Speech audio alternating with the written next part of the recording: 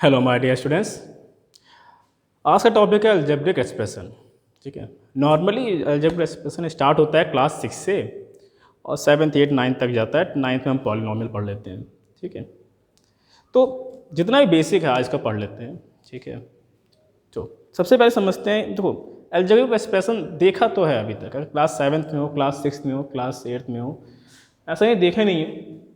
तो ऐसा कुछ भी लिखा होता था ना, ऐसा कहीं देखो हुए लिखा हुआ है ना, यही अलजेब्रिक एक्सप्रेशन होता है, कुछ और नहीं होता है। यहाँ लिखा हुआ है 3ab plus 7c something minus के साथ भी। ठीक है, जो ऐसे ही लिखा होता है ना, ये सब इसी को कहते हैं अलजेब्रिक एक्सप्रेशन। ठीक है, तो एक्चुअली होता क्या है, क्या नहीं होता है, उसके लिए कुछ चीज़ समझते हैं। ठीक है ना, देखो हमें देखा है यहाँ 3 लिखा है, यहाँ 7 लिखा है, यहाँ एक्स स्क्वायर लिखा है, एक्स लिखा है, ए बी लिखा है, सी लिखा है, ये ठीक है। तो होता क्या है सब समझते हैं।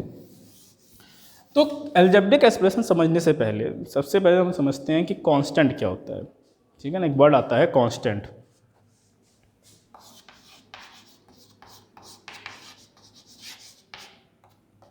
ठीक है, कांस्टेंट क्या होता है ना, तो कांस्टेंट मतलब फिक्स, जिसकी वैल्यू फिक्स हो। कांस्टेंट मतलब क्या, जो चीज़ कांस्टेंट हो। ठीक है, तो इसमें लिखा हुआ है symbol having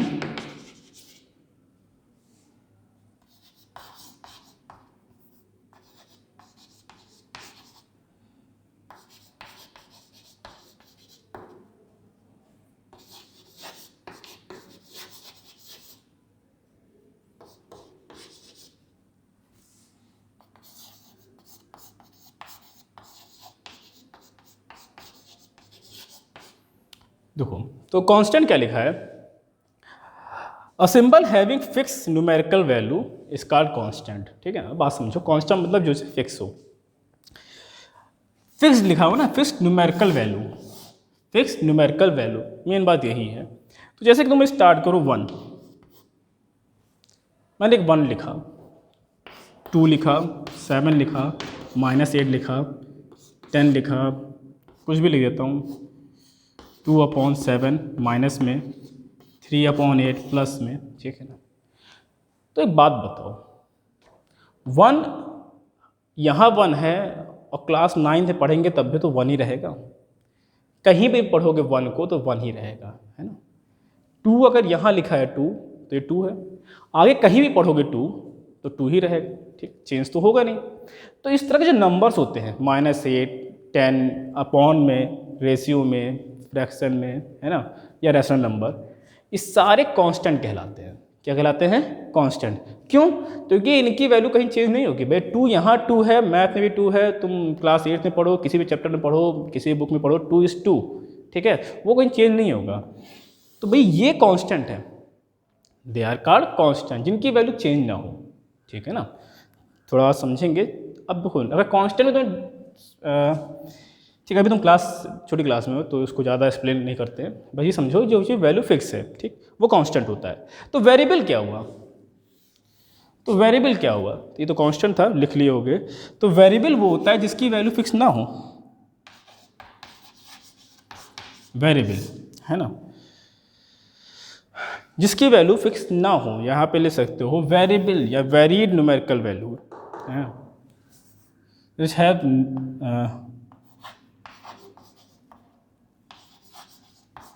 variable numerical value. ठीक है, जिसकी वेरिएबल न्यूमेरिकल वैल्यू होती है उसे हम कहते हैं वेरिएबल, उसे हम क्या कहते हैं, वेरिएबल कहते हैं। अब दो बात को समझो। ठीक है, इस कार्ड हटा दिया हूँ, समझो कैसे। x लिखा है, ठीक है, x यहाँ पे x है, मैं x इक्वल टू 2 लिख दूँ तो s की वैल्यू क्या हो गई, 2 हो गई, राइट। अब मैं s इक्वल टू 3 लिख दूँ तो s की वैल्यू कितनी हो गई, 3 हो गई। मतलब s की वैल्यू क्या हो गई, चेंज हुई कि नहीं चेंज हुई, पहले 2 थी फिर 3 हो गई, इसलिए इसे कहते हैं वेरिएबल्स। तो ऐसे लिखा हूँ y -7 लिख दिया और y इक्वल टू हमने लिख दिया 8, चेंज हो गई वैल्यू y की, है ना। तो जो वेरिएबल हैं उनकी वैल्यू चेंज हो जाती है, फिक्स नहीं रहती, वो पर्टिकुलर प्रॉब्लम के हिसाब से हमारी चेंज हो गई, कहीं और वैल्यू से कुछ और है। अंडर रूट में भी हो सकता है, ऐसी बात नहीं है, अंडर रूट में भी हो सकता है, ठीक है ना। तो वो कहलाता है वेरिएबल्स। तो जो तुम्हारा ए बी सी डी से लेके एक्स वाई जेड तक है ये नॉर्मली सारा वेरिएबल्स में आ जाता है, ठीक है ना, अनलेस कहीं लिखा ना हो कि ए बी सी को हम कांस्टेंट मान के कुछ कर रहे हैं, ठीक है। 9th 9th में आओगे तो देखोगे बात समझ है कि नहीं, ठहरी, ठीक। चलो, तो ये था कांस्टेंट और वेरिएबल्स, ठीक है ना। अब समझते भाई कांस्टेंट समझ लिए, वेरिएबल समझ लिए, तो ये अलजेब्रिक एक्सप्रेशन क्या होता है, ठीक है ना। मैंने ए लिखा है, ए मतलब अलजेब्रिक एक्सप्रेशन, पूरा लिखने का कोई मतलब नहीं था, वो तुम लोग लिख लेना। तो इसमें लिखा है था कॉम्बिनेशन ऑफ, बात सुनो, होता है क्या है, ये होता है कॉम्बिनेशन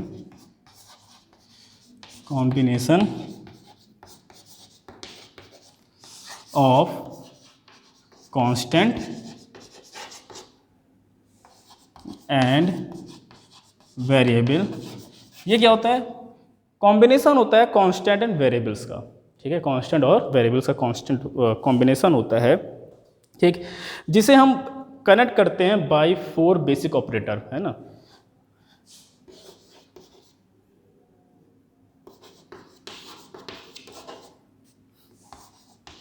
कनेक्टेड बाय, वही कनेक्टेड बाय हम किससे किससे कर सकते हैं, हमारे वो फंडामेंटल ऑपरेटर, तो यहाँ मैं ऑपरेटर्स लिख देता हूँ, ठीक है। कनेक्टेड बाय,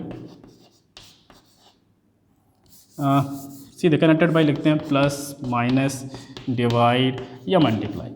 तो कांस्टेंट और वेरिएबल का कॉम्बिनेशन, कांस्टेंट और वेरिएबल का कॉम्बिनेशन कहलाता है हमारा अलजेब्रिक एक्सप्रेशन, जो हम इन 4 ऑपरेटर से उसे ज्वाइन करते हैं। बात समझो, बहुत आसान है। जैसे मैं लिख रहा हूँ यहाँ पे 3x, 3 और x, ठीक है। 3 क्या है, 3 क्या है, कांस्टेंट है, ठीक। x क्या है, एक वेरिएबल है, x क्या है, x वेरिएबल है और 3 कांस्टेंट है।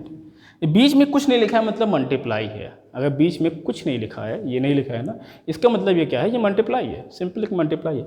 तो ये हमारे एक अलजेब्रिक एक्सप्रेशन है, ये मेरा एक अलजेब्रिक एक्सप्रेशन है, ठीक है ना। ये बीच में कुछ नहीं लिखा है, इसका मतलब क्या है, मल्टीप्लाई है, ठीक है। तो कांस्टेंट और वेरिएबल को अगर हम कंबाइन करते हैं तो बनता है हमारा अलजेब्रिक एक्सप्रेशन, ठीक। इसी बात को थोड़ा और समझ लो, तो भाई ये मेरे अलजेब्रिक एक्सप्रेशन हुआ, ठीक है। और अगर मैं अलजेब्रिक एक्सप्रेशन में अलजेब्रिक एक्सप्रेशन जोड़ दूं, 2 अलजेब्रिक एक्सप्रेशन को मैं ऐड कर दूं, तो वो भी अलजेब्रिक एक्सप्रेशन ही कहलाएगा। अगर मैं 2 अलजेब्रिक एक्सप्रेशन को माइनस कर दूं तो भी एक अलजेब्रिक एक्सप्रेशन ही कहलाएगा। इवन मल्टीप्लाई और डिवाइड करूंगा तो भी अलजेब्रिक एक्सप्रेशन ही कहलाएगा। तो एक एग्जाम्पल ले लेते हैं और समझ में आ जाएगा। जैसे लिखा हुआ है, समझो 7x² माइनस 5xy प्लस 7। तो देखो ये एक अलजेब्रिक एक्सप्रेशन है, ये भी है और ये 7 भी है। एक्चुअली 7 भी है, कैसे है क्या है ये बात छोड़ दो, अभी ये 7 है, ठीक है। तो तुम्हारे लिए थोड़ा मैं यहाँ लिख देता हूँ, एक x लिख देता हूँ, ठीक है। अब तो समझ में आ गया ना कि 7 है, x मान लिए। तो भैया ये पूरा यहाँ प्लस हुआ, यहाँ माइनस हुआ, ठीक है। ये पूरा कहलाया एक अलजेब्रिक एक्सप्रेशन। क्यों? क्योंकि यहाँ कांस्टेंट है, ये 7 इज कांस्टेंट, वेरिएबल है, x है, यहाँ x² है, यहाँ x है, y x है, ठीक है ना भी होता है, इसको हटा भी दे तब भी होता है, क्योंकि ये पूरा है ना। तो ये पूरा कहलाएगा अलजेब्रिक एक्सप्रेशन। आई थिंक समझ में आ गया कि अलजेब्रिक एक्सप्रेशन क्या होता है, ठीक है ना। इसी को हम कहते हैं जो जहाँ पे वेरिएबल मिले, कांस्टेंट मिले, वो सारा हमारा क्या कहलाता है, अलजेब्रिक एक्सप्रेशन, ठीक है ना। चलो, तो अलजेब्रिक एक्सप्रेशन समझ में आ गया होगा। तो इसी चीज़ को और थोड़ा बढ़ाते हैं। तो इसमें एक वर्ड आता है टर्म। देखो अलजेब्रिक एक्सप्रेशन अगर पढ़ लियो तो इसमें एक वर्ड आएगा टर्म, कि टर्म क्या होता है, व्हाट इज टर्म, ठीक है। टर्म समझते हैं, टर्म नो। अब टर्म क्या होता है, ठीक है। तो देखो बात समझो, जो डिफरेंट पार्ट होते हैं, देखो इसमें लिखा हुआ है the different part of algebraic expression separated by plus और minus are called terms of expression. जो डिफरेंट पार्ट होते हैं किसी भी अलजेब्रिक एक्सप्रेशन के, उन्हें अगर हम प्लस और माइनस से अलग करा जाए, ठीक है ना, सेपरेटेड बाय प्लस और माइनस, तो उन्हें कहा जाता है अलजेब्रिक एक्सप्रेशन। बात समझो, इसको समझाता हूँ, लिख नहीं रहा हूँ डेफिनेशन सुनाई दिया हूँ, फिर से सुन लो अगर सुनना चाहते हो। The different part of algebraic expression, the different part of algebraic expression separated bye symbol बना हुआ है साइन प्लस और माइनस, इनसे जो सेपरेट होता है उसे हम कहते हैं टर्म। तो अभी बात समझो, मैं ऐसे लिख लेता हूँ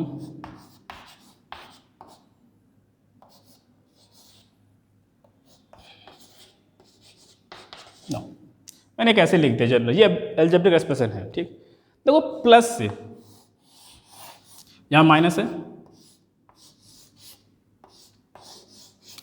देखो ये तीन सेपरेट हुए हैं, ये तीन क्या हुए, सेपरेट हुए। किससे सेपरेट हुए, माइनस और प्लस से। यहाँ माइनस है तो यहाँ प्लस है, जरूरी नहीं कि ऐसे ही हो, है ना। Will take another example, take as a 2a + 3b, ठीक है। और इधर एक और ले लेता हूँ मैं, 7x + 8xy, ठीक है, +10, ठीक है। मैंने ये लिख लिया है ना, 10 लिख देता हूँ वहाँ पे, चाहे कुछ और भी लिख सकता हूँ। तो भाई प्लस और माइनस अलग होना चाहिए, जरूरी नहीं कि यहाँ पे, चलो यहाँ माइनस कर देते हैं, प्लस किया था वहाँ पे, यहाँ माइनस कर रहा हूँ। तो ये प्लस और माइनस से यहाँ पर देखो, ये अलग हो गया, ये अलग होगा, ये अलग हो गया, इन दोनों बीच में एक माइनस है, इन दोनों बीच में एक प्लस है, ठीक। तो यहाँ पे 3 टर्म हैं। कितने टर्म हैं, 3। क्यों, एक टर्म ये है, एक टर्म ये है, एक टर्म ये है, तो यहाँ पे कितने टर्म आए, 3 टर्म है, ठीक। यहाँ देखो ये माइनस है बीच में, इसके कारण ये दोनों अलग हो गए, इस माइनस के कारण ये दोनों अलग हो गए, तो यहाँ पे 2 टर्म है, ठीक है। अब यहाँ की बात करें, यहाँ प्लस है, यहाँ प्लस है, ठीक है ना। इस प्लस के कारण हमें ये और ये 3 चीज़ अलग हो गई। इस प्लस के कारण ये अलग हुआ, इस प्लस के कारण ये और ये अलग हुआ, तो यहाँ पर भी कितने टर्म आ गए, 3। तो टर्म मतलब ये सिंगल जो होता है ना, ये हमारे कहलाते हैं टर्म। तो टोटल मुझे यहाँ 3 टर्म मिले, यहाँ 2 देखिए, यहाँ 3। ऐसे बहुत सारे टर्म हो सकते हैं, ऐसा नहीं कि सिर्फ 2-3 ही हो सकते हैं, 1 भी हो सकता है और 4, 5, 6 भी हो सकते हैं, ठीक है ना। एल्जेब्रिक एक्सप्रेशन बहुत बड़ा होता है, कितने भी, मैंने बताया था algebraic expression, constant multiply variable, तो जितने चाहे उसमें प्लस करो और ऐड करो, सारा एल्जेब्रिक एक्सप्रेशन ही कहलाता है। बहुत बड़ा भी हो सकता है, नंबर ऑफ टर्म्स बहुत है, तो ये टर्म्स होते हैं, ठीक। तो अकॉर्डिंग टू टर्म्स हम एल्जेब्रिक एक्सप्रेशन को अलग करते हैं, डिवाइड करते हैं, कुछ पार्ट नाम देते हैं उसके ना, कुछ टाइप होते हैं अकॉर्डिंग टू टर्म्स, याद रखना टर्म्स के अकॉर्डिंग, है ना। तो वेरियस टाइप ऑफ, देखो मैं ए ही लिख दे रहा हूँ, एल्जेब्रिक एक्सप्रेशन, है ना। ये अकॉर्डिंग टू टर्म बता रहा हूँ, अकॉर्डिंग टू टर्म, ठीक है। तो इसमें सबसे पहला वो आता है, वो होता है मोनोमियल, मोनोमियल्स,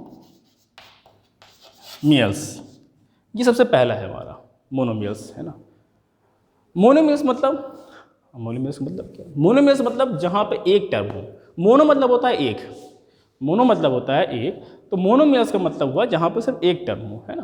तो जहाँ टर्म एक होगा, जिसमें टर्म एक हो, टी मतलब टर्म, है ना, जहाँ सिर्फ एक टर्म होगा उसे हम कहेंगे मोनोमियल्स। एक से ज़्यादा वालों को अलग चीज़ कहेंगे। तो इसका एग्जाम्पल देख लो, इसका एग्जाम्पल लिख लो। मान लो ये लिखा हुआ है एक 5x, कोई भी प्लस और माइनस नहीं, कहीं कोई प्लस और माइनस नहीं, तो ये एक टर्म है, ठीक है। इवन एक कांस्टेंट अगर लिखा हो -7, यार ये भी टर्म है, प्लस के साथ माइनस का कुछ भी हो, ये एक टर्म है, ठीक है। कैसे क्या है ये भी छोड़ दो, ये कांस्टेंट अगर लिखा होता है तो वो टर्म है, ठीक है। अगर मैं ऐसे लिख दूं, या तो ये सब टर्म है, सिंगल टर्म, क्योंकि इनके साथ ये अलग अलग है ना, यहाँ मैं कॉमा लगाया है, ये अलग अलग है, तो इनके साथ कोई भी प्लस माइनस नहीं है, तो ये सिंपल क्या है, टर्म है। ये मत सोचना कि यहाँ पर है, इसके अलावा यहाँ कोई और टर्म दिख रहा है, नहीं, इसके साथ ये तो कॉमा लग गया, नहीं तो अलग हो गया, ये अलग पॉलिनोमियल है, -7 लिखा है, ये इसके साथ कोई और दिख रहा है, ये अकेला, इस माइनस से मतलब नहीं है, कोई और टर्म नहीं है ना, इसलिए ये कहलाएगा मोनोमियल। एक टर्म है सब में, कितने टर्म है, एक। वही अगर हम टर्म की संख्या बढ़ा दें, अभी मैंने बताया ना दो टर्म क्या होते हैं, है ना, तो उनका नाम होता है बाइनोमियल।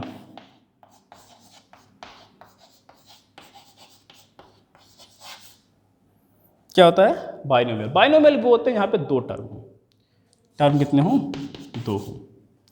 इसके अलावा आता है हमारे पास, अब बाइनोमियल का एग्जाम्पल दे चुका हूँ, सिंपली अगर ऐसे लिखते हैं, या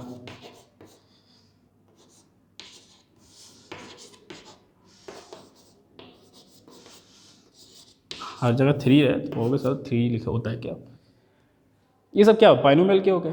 ट्राइनोमियल जहाँ 3 टर्म हो, ट्राइनोमियल क्या होता है? जहाँ पे 3 टर्म हो, ठीक है ना। ये तो दो, एक टर्म, 2 टर्म। तीसरा आता है हमारा ट्राइनोमियल।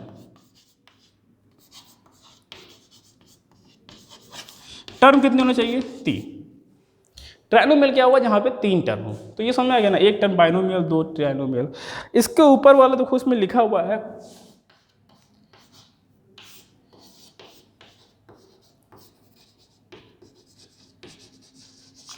क्वाड्रिनोमियल्स। अच्छा, वहाँ दिख नहीं रहा होगा, मैं इसे रब कर देता हूँ, ठीक है, तो समझ में आ गया। इसके ऊपर वाला जो होता है, जहाँ पे 4 टर्म हो, उसे हम कहते हैं क्वाड्रिनोमियल्स। नॉर्मली उसे पॉलिनोमियल कहते हैं। भाई यहाँ पे लिखा हुआ है, इसलिए मैं लिख दे रहा हूँ।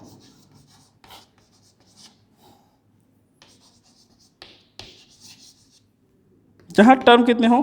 4 हो। 4 टर्मों से कहते हैं क्वाड्रिनोमियल्स, ठीक है, क्वाड्रिनोमियल्स कहते हैं। पर मोस्टली टाइम हम 4 या 4 के ऊपर वाले को, जहाँ टर्म 4 होता है या उसके ऊपर होता है, उसे हम पॉलिनोमियल कहते हैं। क्या कहते हैं?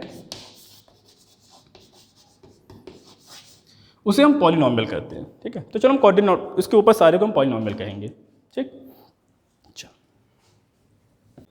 अच्छा, हमने पॉलिनोमियल पढ़ लिया, ठीक है। उससे पहले देखो, ये टर्म हो गया, हमने पढ़ लिया टर्म क्या होता है, ठीक है। एक वर्ड आता है कोफिशिएंट, अभी पॉलिनोमियल बताऊंगा, लास्ट में बताऊंगा। एक वर्ड आता है कोफिशिएंट। कोफिशिएंट क्या होता है? देखो, कोफिशिएंट भी जानना जरूरी है।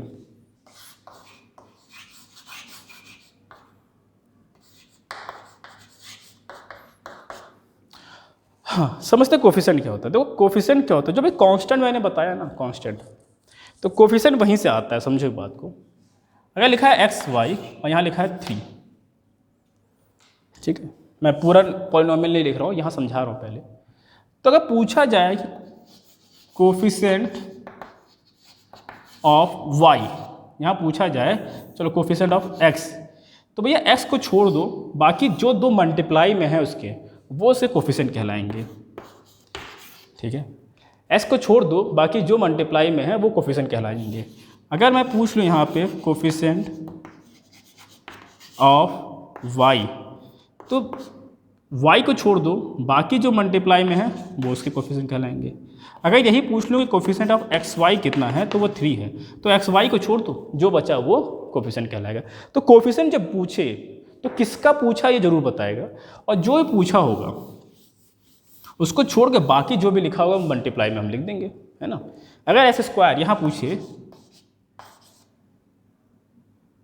ठीक है, ऐसे मैं लिख रहा हूँ, माइनस ले लेते हैं ताकि, ठीक है, ये है पूछा एस स्क्वायर का कोफिशिएंट क्या है, एक्स स्क्वायर का, तो इसको हटाओ, इससे कोई मतलब नहीं है। इसके साथ मल्टीप्लाई में ये 3 है, तो 3 है किसका? एस स्क्वायर का। यहाँ पूछे एक्स का कोफिशिएंट क्या है, what is coefficient of x, तो ये -7 है। ये माइनस वाला हमेशा साथ में रहता है, माइनस वाला हमेशा साथ में रहेगा। तो यहाँ x का कोफिशिएंट क्या होगा? -7 होगा। यहाँ वो x की पावर 0 है, x की पावर 0 1 होता है, मैंने बताया था, इसलिए मैं कांस्टेंट को हमेशा लिख रहा हूँ भाई। 10 मल्टीप्लाई 1 एंड 10 मल्टीप्लाई x की पावर 0, है ना, और ये 1 होता है ना, बताया तो भैया एस स्क्वायर का कोफिशिएंट क्या है? s की पावर 0 का, सॉरी, s की पावर 0 कोफिशिएंट क्या है? तो वो है 10। s की पावर 0 कोफिशिएंट क्या है? कोफिशिएंट, यानी जो मल्टीप्लाई में होगा वो कोफिशिएंट हो जाएगा। मान लो यहाँ y भी होता, मान लेते हैं y भी होता, तो पूछता है एस स्क्वायर कोफिशिएंट क्या है, तो भैया एस स्क्वायर का कोफिशिएंट ये दोनों हो जाता। माइनस लिखा होता तो माइनस भी आता, माइनस ज़रूर आता है, ठीक है, ये होता है कोफिशिएंट। ठीक है, जो पूछा गया उसको छोड़ दो, उसके अलावा जो भी मल्टीप्लाई में होते हैं वो सारे कोफिशिएंट कहलाते हैं, ठीक है ना, समझ में आया। तो ये तो हो गया कोफिशिएंट। इसके अलावा आता है हमारा मेन चीज़, वो होता है लाइक टर्म्स, ठीक है। लाइक टर्म्स क्या होते हैं और अलाइक टर्म्स क्या होते हैं, ठीक है। फैक्टर भी आएगा एक, हाँ फैक्टर बताना होगा अभी, तो वो तो देखा जाएगा। लाइक टर्म समझते हैं पहले।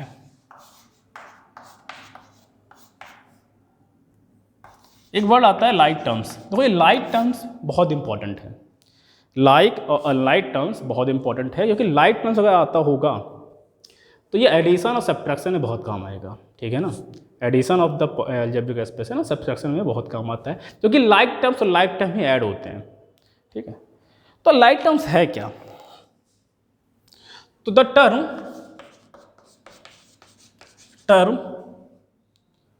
हैव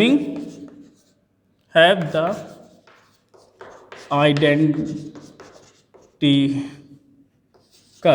टर्म, हैव आइडेंटिकल लिखा है भाई, ठीक है, आइडेंटिकल वेरिएबल पार्ट, जिनका आइडेंटिकल वेरिएबल पार्ट हो। बात समझो, एग्जाम्पल लेके चलते हैं हम। जैसे लिखा है, मान लो कि ए, ये एक पॉलिनोमियल है और एक 6a, यहाँ भी a है, यहाँ भी a है, वेरिएबल वाला सेम होगा, वेरिएबल वाला सेम होगा तो वो कहलाएगा लाइक टर्म। हमें कांस्टेंट से मतलब नहीं, यहाँ a है, यहाँ a है, ये लाइक है, ठीक है, यहाँ ax है, यहाँ भी ax है, ये भी लाइक है। चलो यहाँ कुछ और लिख देते हैं, हमें इनसे मतलब नहीं है, हमें सिर्फ ये देखना है वेरिएबल्स, ये भी लाइक है, ठीक है, दोनों वेरिएबल्स है। यहाँ एक्स स्क्वायर है और यहाँ पर भी एक्स स्क्वायर है, साथ में यहाँ कुछ भी हो कोई मतलब नहीं है, ये भी लाइक है। ये सब लाइक टर्म्स हैं, क्योंकि इनका वेरिएबल जो है वो सेम है। वेरिएबल क्या है? सेम है, ठीक है। अगर वेरिएबल सेम नहीं है तो वो अनलाइक कहलाएगा। लाइक फिर समझ में आया ना? लाइक में कुछ भी हो सकता है, मान लो लिखा है 3p² q और -7qp², मैं ऐसे लिख दिया, ये भी लाइक कहलाएगा। क्यों? क्योंकि भाई p² तो है ना, p² है, q है, q² है, ये लाइक टर्म्स कहलाया, ठीक है ना। अनलाइक जहां पे आइडेंटिकल ना हो, आइडेंटिकल टर्म्स ना हो, मैं यहीं पे समझाता हूं।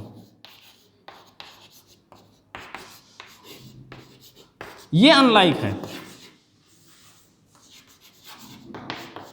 ये अनलाइक क्यों है? क्यों अनलाइक है? क्यों? क्योंकि देखो यहाँ पर, यहाँ p पे स्क्वायर है, क्या यहाँ p पे स्क्वायर है? यहाँ p पे स्क्वायर है, क्या यहाँ p पे स्क्वायर है? नहीं है ना। तो यहाँ p पे स्क्वायर नहीं है, यहाँ q पे स्क्वायर, तो ये अनलाइक हो गया। भैया अगर यहाँ p पे स्क्वायर है तो यहाँ पर भी p पे ही स्क्वायर होना चाहिए। यहाँ q की पावर 1 है, कुछ नहीं लिखा है मतलब 1, ठीक है, तो यहाँ भी q की पावर कुछ नहीं होनी चाहिए। अगर कुछ और हो गया तो ये अनलाइक कहलाएगा। क्या कहलाएगा? अनलाइक कहलाएगा। तो लाइक अनलाइक समझ में आ रहा है? क्योंकि लाइक अनलाइक बहुत इंपॉर्टेंट है, इसी से एडिशन सब्ट्रैक्शन पूरा काम आएगा, ठीक है ना। अगर मान लो ये 3a और यहाँ लिखे हैं 3b, b लिख दिया, ये अनलाइक है, अनलाइक है ना। मैं लिख रहा हूँ 3xy और यहाँ लिख रहा हूँ 3x, ये भी अनलाइक है। क्यों अनलाइक है? क्योंकि यहाँ x है और यहाँ x और y है, वेरिएबल सेम होने चाहिए, x और y नहीं। अगर यहाँ x और y है तो यहाँ भी x और y ही होना चाहिए, नहीं है तो मतलब अनलाइक हो गया। समझ में आया?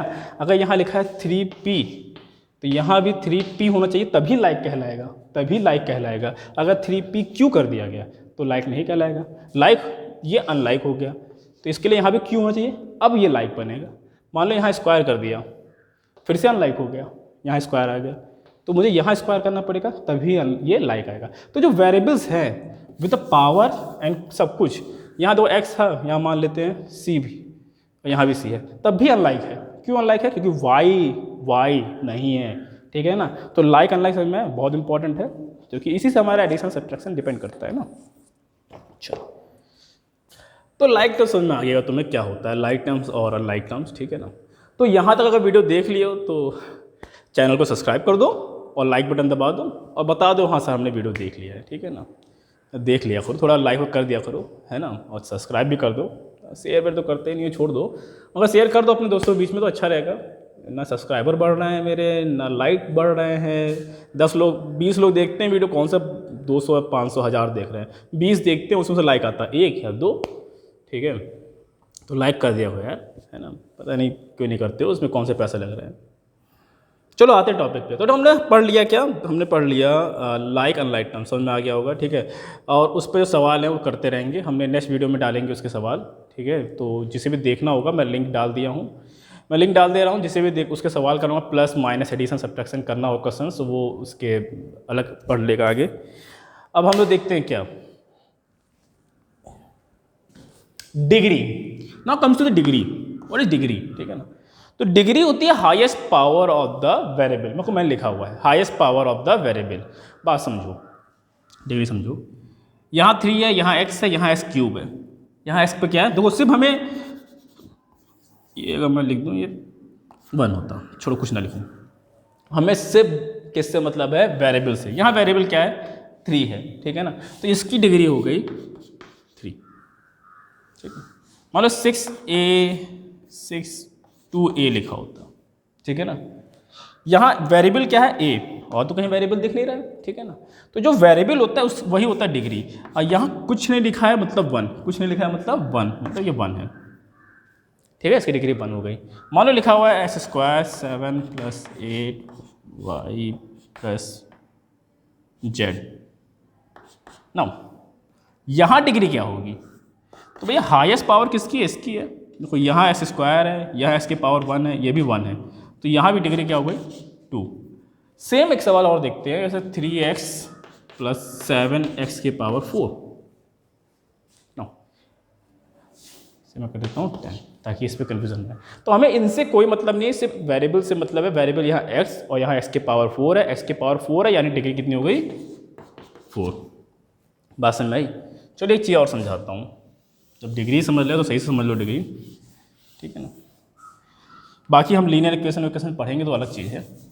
मान लो लिखा हुआ है 3, सिर्फ मैंने एक कांस्टेंट वर्ड लिख दिया, सिर्फ लिख दिया एक कांस्टेंट, चाहे वो 3 हो, -7 हो, √2 हो, ठीक है, 3/4 हो, ये अलग अलग लिखे हुए हैं। तो ये बात समझो, 3 × 1 = 3, यानी कि x की पावर 0, ठीक है, x की पावर 0 हो, चाहे इसे तुम लिख सकते हो y की पावर 0, z की पावर 0 या t की पावर 0, मतलब यहाँ भी x हो सकता था, ऐसी बात नहीं है, यहाँ भी x हो सकता था, यहाँ भी, मैं वैसे बता रहा हूँ कि कुछ भी वेरिएबल हो सकता है, किसी की पावर 0। देखो किसी की भी पावर 0 क्या होता है 1, हमें पता है ना, किसी की पावर 0 क्या होता है 1।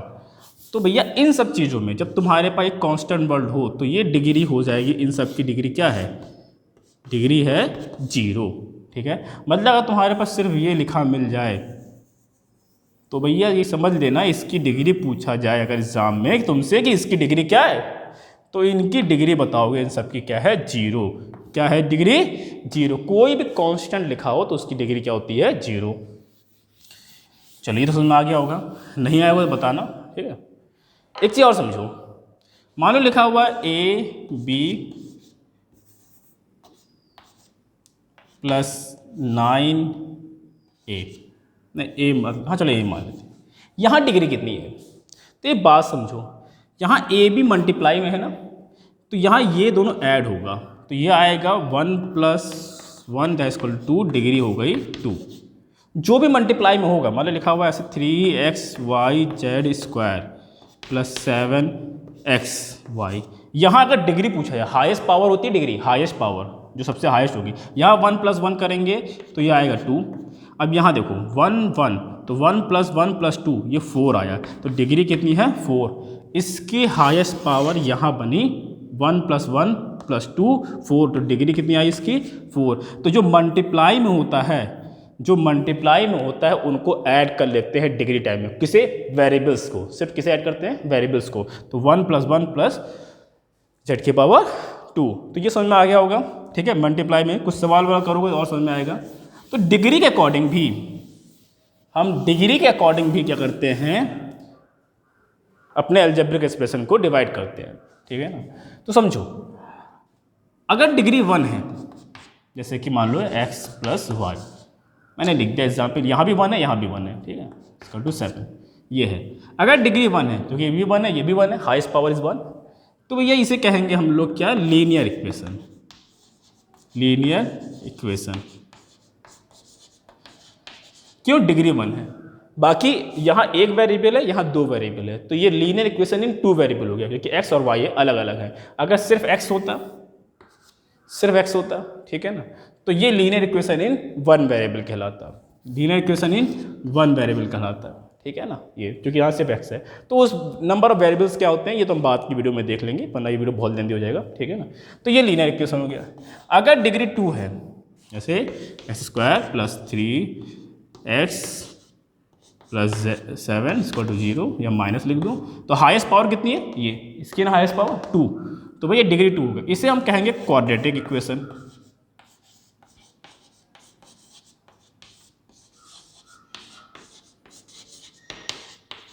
और अगर डिग्री 3 है तो उसे कहते हैं हम लोग क्यूबिक।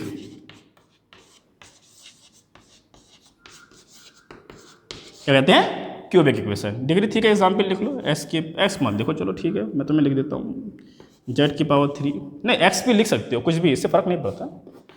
यहाँ लिख देते हैं, कुछ भी लिख दो यार, जो मन हो, ठीक है, -8 जो मन हो लिख दो, हमें पावर 3 होनी चाहिए, हाईएस्ट पावर 3 है ना। यहाँ आगे भी कुछ लिख दो ना, ऐसे तो फ़र्क नहीं पड़ता, क्योंकि इसकी पावर 3 है, इसकी पावर 3 है। भाई देखो ये 1 है, ये 1 + 1 2 होगा, 1 + 1 कितना होगा? 2 होगा। तो भैया हाईएस्ट पावर तो यही ना 3, इसके ऊपर तो है नहीं, तो डिग्री इसकी भी 3 है, ठीक है ना। तो इस वीडियो को समाप्त करते हैं, डिग्री समझ में आ गई होगी। अब मैं इसमें लिंक डाल दूंगा, ठीक है ना। अगर तुम्हें और जानना है पॉलिनोमियल क्या होता है, पॉलिनोमियल्स 1 वेरिएबल्स, 2 वेरिएबल्स, 3 वेरिएबल्स, तो लीनियर इक्वेशन 1 वेरिएबल तो आगे वीडियो में डालूंगा, ठीक है, वो तो देख लेंगे। एक वीडियो डालूंगा क्लास 9 का, लिंक डाल दूंगा नीचे डिस्क्रिप्शन में लिंक डाल दूंगा, उसे देख लेना, तो तुम्हें पॉलिनोमियल्स क्या होते हैं ये समझ में आ जाएगा, और यही चीज़ पूरा वहाँ पर आगे भी बता दिया जाएगा, ठीक है ना। देख लेना, अगर पूरा देखोगे तो समझ में आएगा, ठीक है। जो न्यूमेरिकल्स होंगे उनके लिए डाल दूंगा वो भी, एडिशन सब्ट्रैक्शन जो करना है तुम्हें, ठीक है। एडिशन के लिए पहले एडिशन सीखो, फिर मल्टीप्लिकेशन सीखो। पहले एडिशन सब्ट्रैक्शन सीखो इनके अलजेब्रिक एक्सप्रेशन के, फिर मल्टीप्लिकेशन सीखो। आगे के वीडियो में देखेंगे हम क्या, लीनियर इक्वेशन क्या होता है, ठीक है। लीनियर इक्वेशन जो भी बताया मैंने होता यही है, पर लीनियर इक्वेशन 1 वेरिएबल पे हम सवाल सॉल्व करेंगे, how to solve linear equation 1 variable. बात समझ आई? तो भाई वीडियो कंप्लीट करते हैं, लाइक, सब्सक्राइब और शेयर कर देना। Thank you, have a nice day, take care.